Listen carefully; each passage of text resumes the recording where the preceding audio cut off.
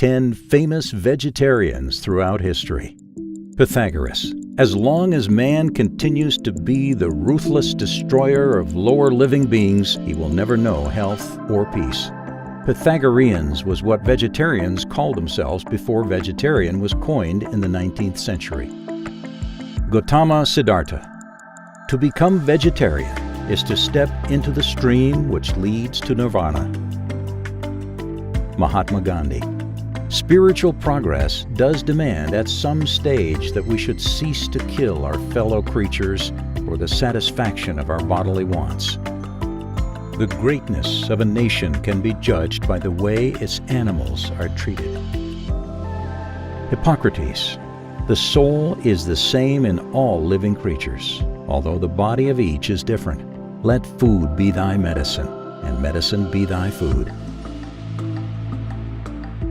Plato. The gods created certain kinds of beings to replenish our bodies. They are the trees and the plants and the seeds. Nikola Tesla. Vegetarianism is a commendable departure from the established barbarous habit. That we can subsist on plant food and perform our work even to advantage is not a theory, but a well-demonstrated fact. Leonardo da Vinci. Truly, man is the king of beasts, for his brutality exceeds theirs.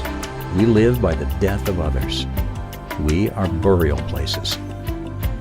George Bernard Shaw. I choose not to make a graveyard of my body for the rotting corpses of dead animals.